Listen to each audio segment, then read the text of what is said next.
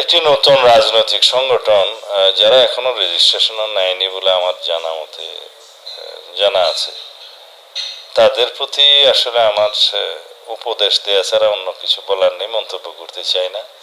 তাদের আরো রাজনৈতিক অভিজ্ঞতা অর্জন করতে হবে এবং তাদের রাজনৈতিক ভবিষ্যৎ উজ্জ্বল হোক, সেটা আমরা কামনা করি। কিন্তু দলীয় স্বার্থ বিবেচনায় জাতীয় স্বার্থকে দেখা, এটা আমাদের নিয়ম হওয়া উচিত নয়।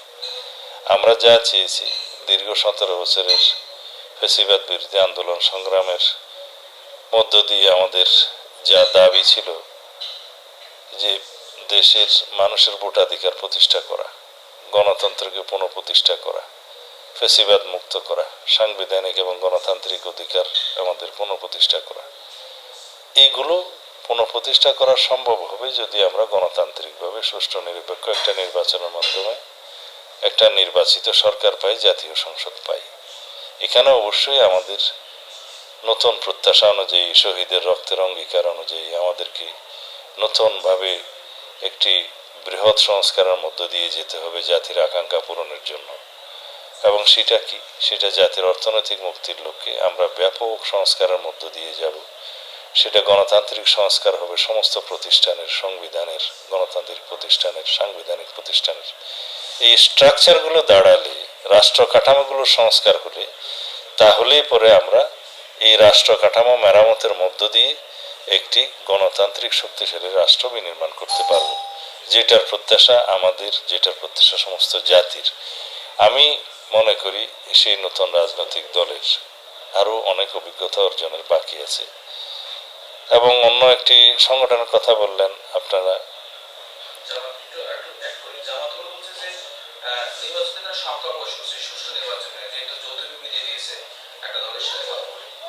হ্যাঁ, আমি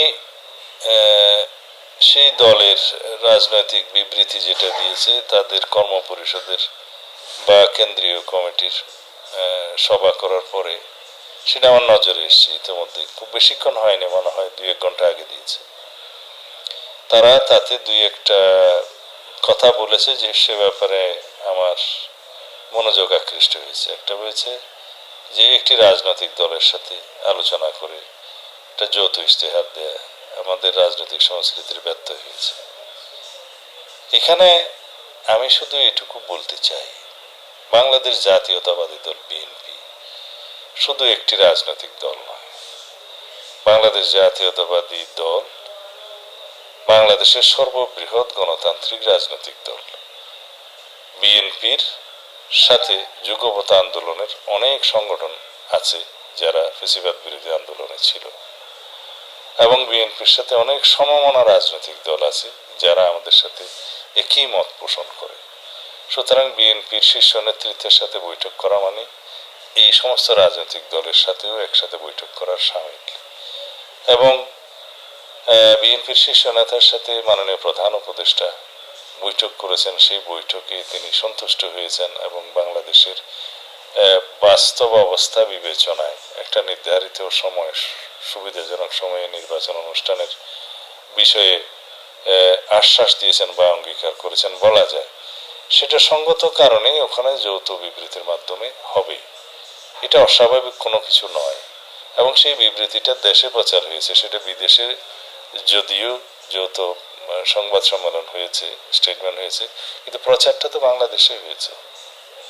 আর সেই বিষয়ে কোনো দলের প্রতি অনুরাগ প্রদর্শন করা হয়েছে কিনা সেটা যাদের যদি বক্তব্য থাকে, তা আমি মনে করি একই বক্তব্য সেই দলের আমির এই একই স্টেটমেন্টে দিয়েছে যে তিনিও দাবি করেছিলেন রমজানের আগে জাতীয় সংসদ নির্বাচন অনুষ্ঠান করা যেতে পারে।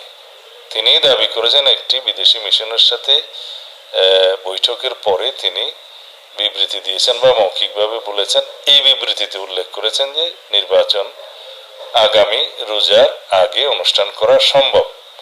তাহলে ওনার দাবি তো প্রতিষ্ঠিত হলো, এখানে কোনো দলের প্রতি অনুরাগের বিষয় তো আর উল্লেখ করার প্রয়োজন নাই। তো সুতরাং আমি মনে করি সবাই জাতীয় স্বার্থে, সমস্ত রাজনৈতিক দল যারা গণতন্ত্রের জন্য সংগ্রাম করেছে, দীর্ঘদিন ফ্যাসিবাদের বিরুদ্ধে সংগ্রাম করতে গিয়ে নির্যাতিত নিপীড়িত হয়েছে, এই কথাগুলো মনে রেখে আগামী দিনের রাজনীতি খুব সুন্দর একটি সংস্কৃতির মধ্য দিয়ে আমরা নিয়ে যাই। রাজনৈতিক সংস্কৃতি যেন এমন না হয় যে দলীয় স্বার্থে আঘাত লাগলে আমরা সেটার সমালোচনা করি, তা যেন না হয়। আমরা যেন সেই গণতান্ত্রিক চর্চা এবং রাজনৈতিক সংস্কৃতির চর্চা করি, এই আহ্বান সেই দলের প্রতি আমার থাকবে।